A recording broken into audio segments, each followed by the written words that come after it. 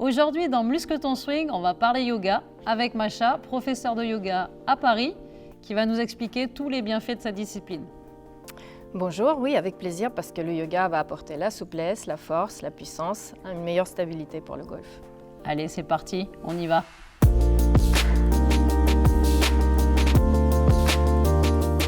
Alors, le premier exercice qu'on va faire va nous servir à mobiliser le corps, simplement à le mettre en mouvement la colonne, travailler la mobilité de la colonne sur tous les segments et aussi se reconnecter avec la respiration simplement. Donc sur l'inspiration, sur l'expiration, on va suivre son souffle dans le mouvement. On va se placer avec les deux pieds parallèles, les tranchants externes parallèles, à peu près à la largeur du bassin. Et à partir des appuis, on va se grandir. Donc, on va absorber le ventre, on va décambrer le bas du dos, on va diriger le coccyx vers le sol, la poitrine ouverte, les épaules basses, les bras relâchés sur les côtés et le sommet de la tête qui s'étire vers le ciel. Et à partir de là, on va monter les bras sur l'inspiration. Et sur l'expiration, on va commencer à s'enrouler sur soi-même. Les bras qui descendent, la tête qui suit, et puis le haut du dos, puis le milieu du dos. On va commencer à plier les genoux, le bas du dos, et on se relâche complètement vers les jambes vers le sol. Et puis on va ici remonter doucement, mais à l'inverse, le bas du dos qui va doucement se dérouler, le milieu du dos, le haut du dos, les épaules, la tête qui suit, on va monter les bras. Et on recommence. À l'expire, on penche vers l'avant, on s'enroule sur soi-même. Le haut d'abord, le milieu, on plie les genoux, le bas et on relâche. Et on remonte doucement sur l'inspire. Le bas du dos, le milieu du dos, le haut du dos, la tête et les bras en dernier. Et encore une fois, encore un aller-retour. Expire vers le bas, on s'enroule sur soi-même, on rentre le ventre pour arrondir le dos et on plie les genoux, on se relâche et doucement on déroule pour remonter. Le bas, le milieu, le haut et on monte la tête et les bras.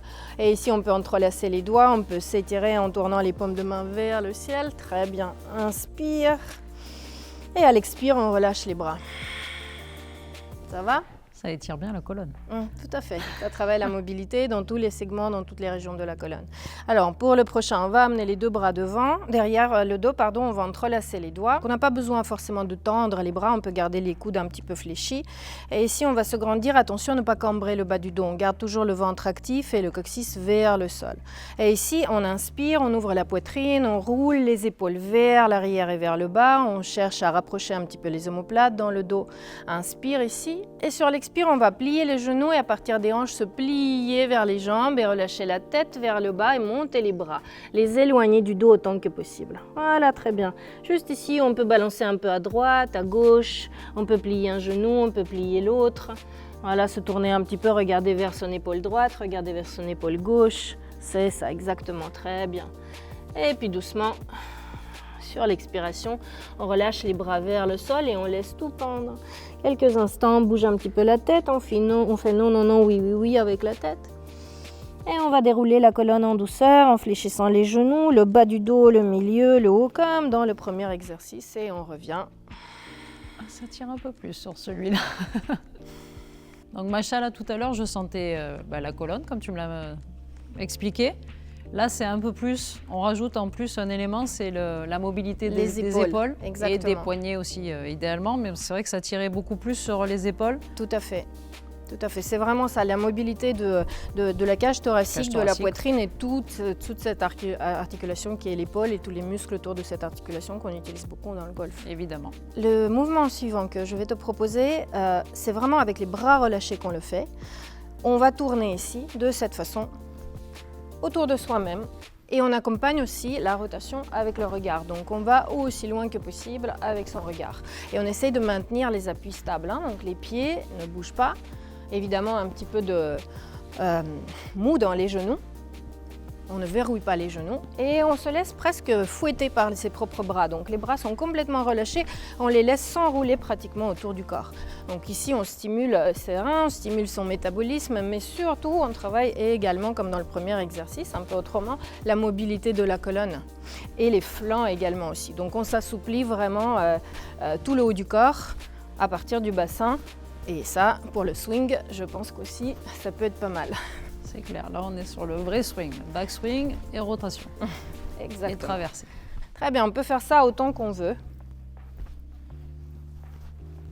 Et doucement, on ralentit. Est-ce que tu dois garder un rythme ou tu peux le faire tout doucement ou tu mets, on peut faire plus de doucement, vitesse on peut possible faire plus rapidement Ok. en fonction aussi de son aisance, on va dire, par rapport à la tête peut-être qui peut tourner ou pas, surtout si on n'a pas l'habitude de faire ce mouvement.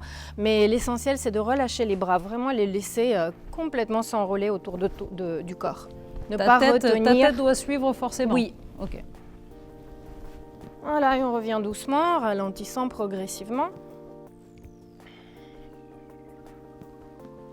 Et on revient devant. La posture que je vais proposer maintenant, c'est le chien tête en bas, le fameux chien tête en bas du yoga que à peu près tout le monde a déjà entendu ou exécuté une fois dans sa vie.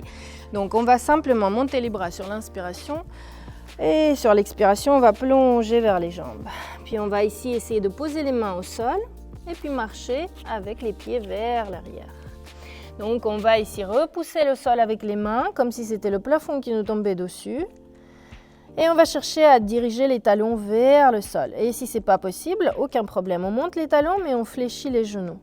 Et on dirige les fesses vers le haut et vers l'arrière. Les épaules s'éloignent des mains et les fesses s'éloignent des épaules.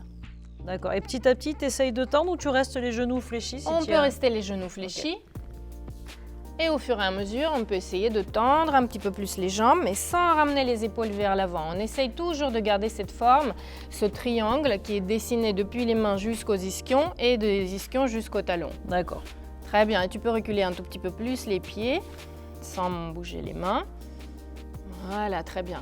Et ça, le chien de tête en bas, c'est une posture vraiment complète dans le yoga parce que ça travaille l'avant du corps, l'arrière du corps, ça travaille l'engagement, mais en même temps, ça travaille la détente, ça repose le système nerveux également, ça apaise le système nerveux. Donc, c'est vraiment une posture complète. Et ça travaille les bras, ça travaille les jambes, ça travaille le ventre. Et évidemment, ça étire toute la chaîne postérieure. Toute la colonne et Voilà. l'arrière des... Très bien. Donc, on reste 3-5 respirations. Avec le ventre actif, le ventre absorbé vers la colonne, pour le plus possible, monter les fesses vers l'arrière et vers le haut. Et au fur et à mesure, quand on peut, on descend les talons vers le sol. Au fur et à mesure, quand les jambes seront suffisamment étirées, enfin quand elles accepteront de descendre les talons. Mais ce n'est pas le but en soi, on peut très bien garder les talons décollés. Voilà, très bien. On peut revenir avec les pieds vers les mains, vers l'avant du tapis. Et doucement dérouler.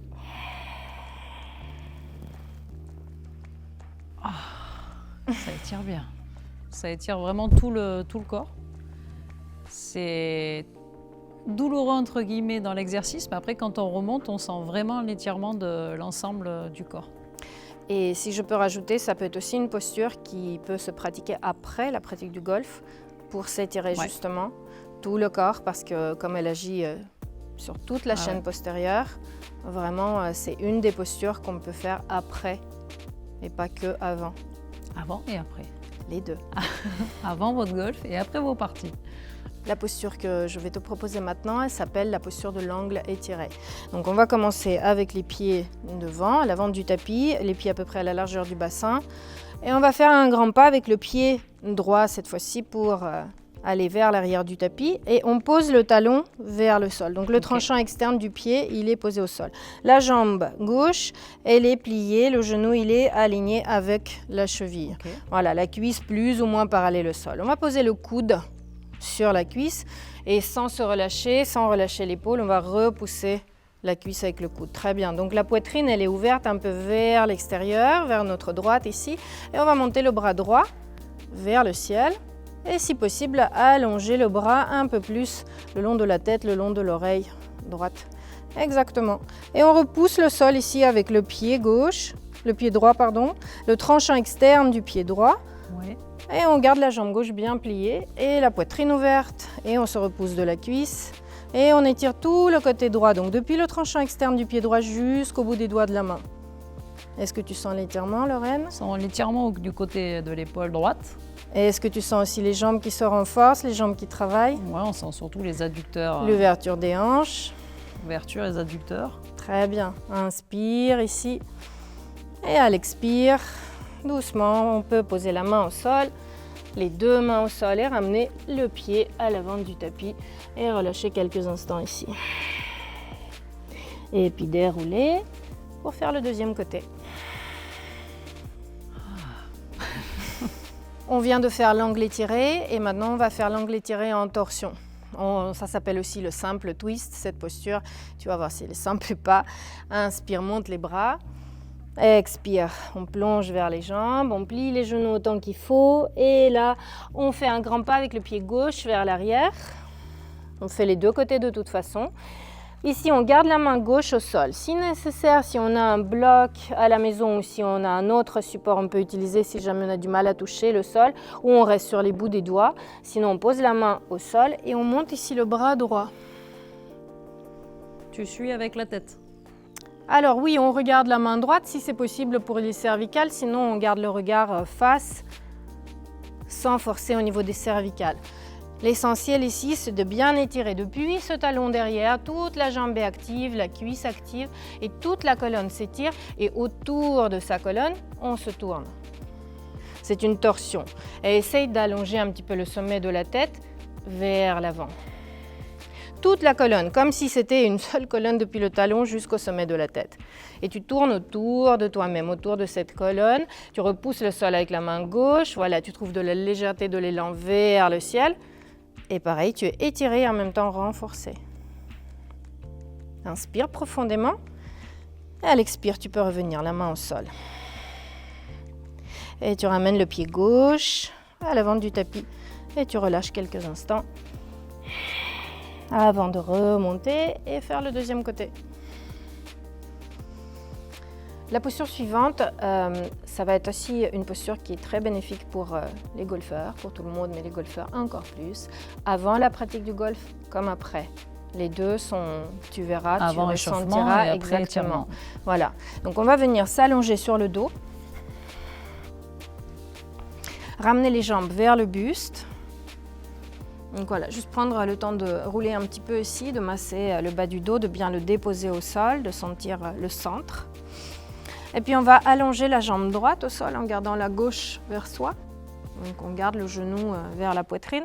On garde la main droite sur le genou gauche. On déploie le bras gauche sur le côté, la paume de la main tournée vers le ciel pour mieux ouvrir l'épaule, la poitrine. Et à partir de là, avec la main droite, on va amener la jambe gauche vers la droite. Donc on va aller en torsion. En torsion avec une jambe. Donc ici, on n'a pas besoin de déposer à tout prix le genou au sol.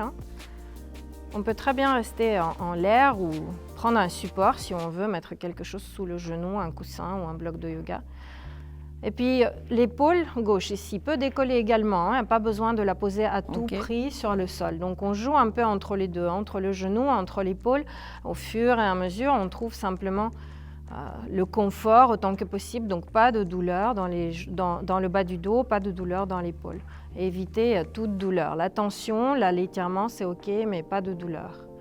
Voilà. Puis ici, surtout, on cherche la respiration parce qu'au début, ça peut être assez intense parce que l'étirement est assez fort. Donc, on respire et on prend vraiment le temps d'installer une respiration confortable à l'inspiration comme à l'expiration. Et une fois placé dans la posture, tu peux aussi relâcher ce bras. Tu peux ne pas tenir le genou et ouvrir les deux bras comme ça en croix, sans trop monter les épaules vers les oreilles.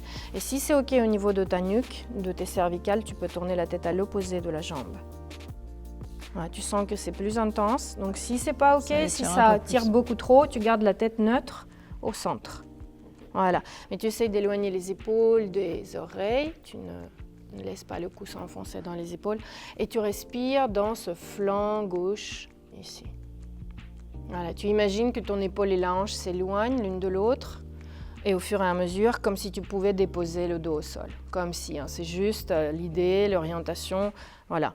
Mais tu laisses tout peser vers le sol et tu laisses l'ouverture se faire.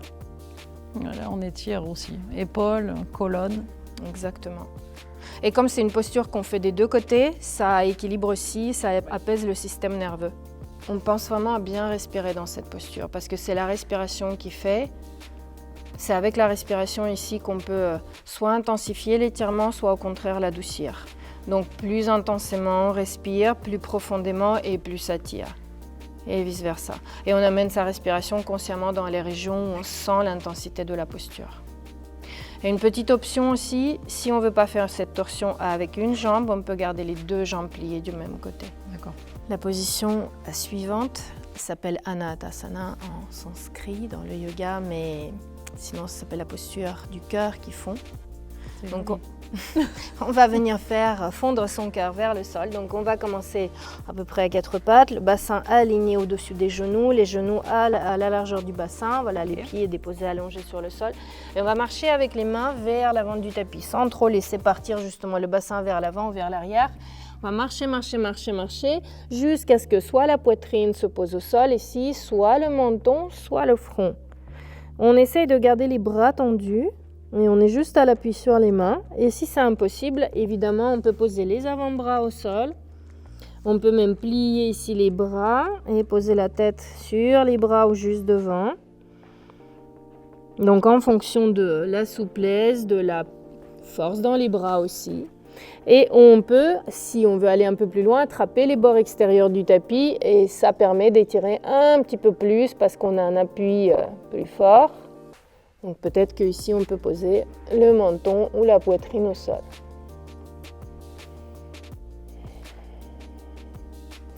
Et on reste tranquillement ici, on respire, on fait 3, 5 respirations et on laisse vraiment le cœur descendre vers le sol. C'est vraiment ça le point, le focus on va dire. C'est vraiment ce milieu du dos, cet espace entre les omoplates qui se creuse et le cœur qui va fondre vers la terre.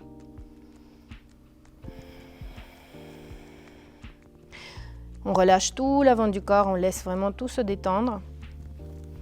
Donc ça assouplit, ça étire les flancs depuis les hanches, les épaules. Et en même temps, ça calme parce que la tête elle est déposée au sol, surtout si on dépose cet espace entre les sourcils, l'espace du troisième œil, sur le sol. Donc on s'apaise, on se réconforte ici. On laisse redescendre la pression. Et pour finir, on revient simplement avec le bassin qui va vers l'arrière, vers les pieds, vers les talons. Voilà, très bien. Et on relâche dans la posture de l'enfant. Et là, on peut relâcher complètement les bras, on peut détendre la tête. Si le front ne se pose pas au sol, on peut utiliser les mains comme un petit coussin. Et ça, c'est une posture qui est très bien aussi pour étirer le dos et simplement s'apaiser. Revenir à soi, revenir dans son centre. On peut rester autant qu'on veut. Tu peux aussi amener les bras le long de tes cuisses vers l'arrière si tu souhaites. Voilà, peut-être une version encore plus apaisante. Ouais, ça relâche un peu plus les épaules.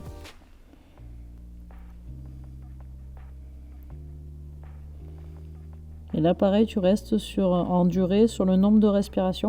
Autant qu'on veut. Comme c'est des postures plus restauratives, alors celles où on avait les bras tendus devant, donc le cœur qui fond vers le sol, on reste 3, 5, 10 respirations en fonction de la souplesse, des forces des bras. Et là, après, dans la posture de l'enfant, on peut rester jusqu'à 3, 5, 10 minutes si on veut. Donc c'est vraiment Ça dépend des gens, bien sûr. Pour certains, ça peut être quand même un challenge. Et pour d'autres, c'est une posture qui est très, très douce. Donc, c'est toujours en fonction du corps, de la pratique, de la personne, de son énergie, de ses besoins. On sent vraiment le relâchement. L'étirement au début, puis le relâchement de l'ensemble du corps. L'apaisement total. Merci Masha pour ta séance. Très bénéfique pour les golfeurs, à la fois, comme tu l'as expliqué, en termes de stabilité, renforcement et mobilité du corps. Et surtout la respiration, pour moi en tout cas, ce qui me concerne.